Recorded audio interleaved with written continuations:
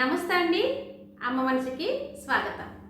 ఈ వీడియోలో చాలామంది మహిళలు ఇంట్లో వర్క్ చేస్తూ చాలా బిజీగా ఉంటూ రోజంతా హడావుడిగా టైం స్పెండ్ చేస్తూ ఉంటారండి. దీనివల్ల వాళ్ళు చాలా ఎక్కువగా పని ఒత్తిడికి గురి అవుతూ ఉంటారు. ఇలా కాకుండా రిలాక్స్గా ఉండి హ్యాపీగా ఎలా గడపాలో తెలుసుకుందాం. ముందుగా మనం పనులు స్టార్ట్ చేసేటప్పుడు ఇంపార్టెంట్ వర్క్స్ ఏటో చూసుకోవాలి. ఏదైతే ఇంపార్టెంట్ వర్క్ ఉంటుందో, తొందరగా చేయవలసిన వర్క్ ఉంటుందో అలాంటి పనులు ముందు స్టార్ట్ చేయాలండి. తర్వాత మిగతా పనులు నెమ్మదిగా చేసుకోవచ్చు. అన్ని పనులు ఒకేసారి చేసి హడావుడిగా అయిపోయి మెంటల్గా ఫిజికల్గా బాగా స్ట్రెస్ అయిపోవడం అంత మంచిది కాదండి. ఇలా చేయడం వల్ల చాలా వీక్ అయిపోతారు. ఇంకా మనకి కొంత పనులు పూర్తయిన తర్వాతను కాసేపు మీరు మెడిటేషన్ చేస్తూ ఉండండి.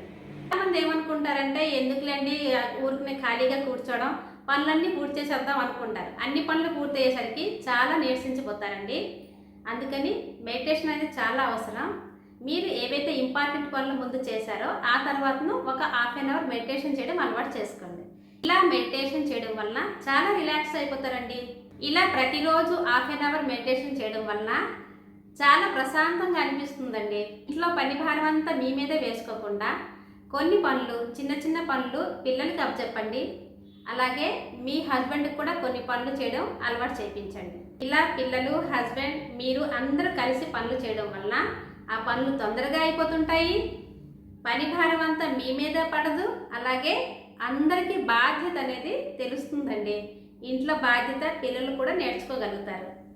మీకు ఎప్పుడు కుదిరితే అప్పుడు ఉదయం కానీ సాయంత్రం కానీ కాసేపు వాకింగ్ చేయడం అలవాటు చేసుకోండి. ఇలా వాకింగ్ చేయడం వల్ల ఆరోగ్యపరంగా కాదండి, మానసికంగా కూడా ప్రశాంతంగా ఉండగలుగుతారు. శారీరకంగానే కాదండి, మానసికంగా కూడా మనం ఆరోగ్యంగా ఉండాలి. అలా ఉండగలిగితేనా ఇంట్లో అన్ని పనులు చక్కగా చేసుకోగలుగుతాము. అలాగే పిల్లలు, హస్బెండ్ని కూడా చక్కగా చూసుకోగలుగుతాము. మనం బాగుంటే కదండి ఇంట్లో వాళ్ళందరూ బాగుంటారు. పని ఒత్తిడిలో పడి మీ ఆరోగ్యాన్ని పాడు చేసుకోకండి. భోజనం టైం సరికి చేస్తూ ఉండాలి. మధ్యలో డ్రై ఫ్రూట్స్ లాంటివి కూడా తింటూ ఉంటుండండి. అలాగే మిమ్మల్ని మీరు గౌరవించుకోవడం ముందు నేర్చుకోండి. ముందు మిమ్మల్ని మీరు గౌరవించుకుంటే ఇంట్లో వాళ్ళు కూడా గౌరవిస్తారు. అంతేకాదండి, మీ ఆరోగ్యం పట్ల మీరే శ్రద్ధ చూపించుకోవాలి. పనులన్నీ పూర్తయిపోయాక మీకు నచ్చింది ఏదైతే ఉంటుందో దాన్ని మీరు స్టార్ట్ చేయండి.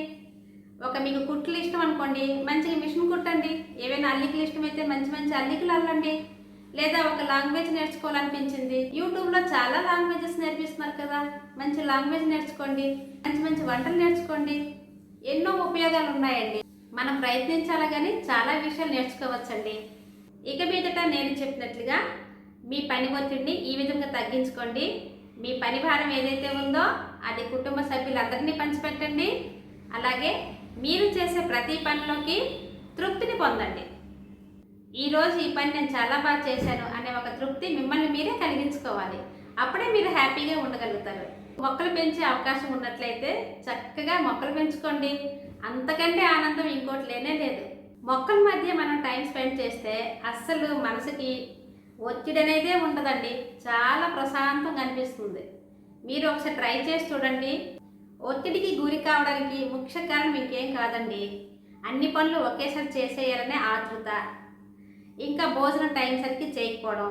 దీనివల్ల నీరసం అనిపిస్తుంది. వీక్గా ఉండడం వల్ల అనుకోకుండా మనకి చిరాకు అనేది వస్తూ ఉంటుంది. కాబట్టి ఈ చిరాకు లేకుండా, కోపాలు రాకుండా, స్ట్రెస్ గురవ్వకుండా ఉండాలంటే మన పని భారాన్ని తగ్గించుకోవాలి. మన పని భారం తగ్గించాలి అంటే మన ఫ్యామిలీ మెంబర్స్కి షేర్ చేయాలి. ఎలా మరి? మన ఫ్యామిలీ మెంబర్స్కి కూడా అలవాటు చేయించాలి. పిల్లలు చేసుకోగలిగే పని పిల్లల్ని అప్పచెప్పాలి. హస్బెండ్ చేసుకునే పని హస్బెండ్కి ఇవ్వాలి. ఇలా చేయడం వల్ల ఏంటంటే వాళ్ళకి బాధ్యత అనేది పెరుగుతుంది, మనకి పని ఒత్తిడి తగ్గుతుంది. ప్రతిరోజు పిల్లలతో, హస్బెండ్తో కలిసి చక్కగా కబుర్లు చెప్తూ ఉండండి. ఎంత ఆనందంగా అనిపిస్తుంటుందో. ఇలా చిన్న టిప్స్ని పాటిస్తూ మీ లైఫ్లో ఎలాంటి ఒత్తిడి లేకుండా ఆనందంగా, ఆరోగ్యంగా, హ్యాపీగా ఉండండి.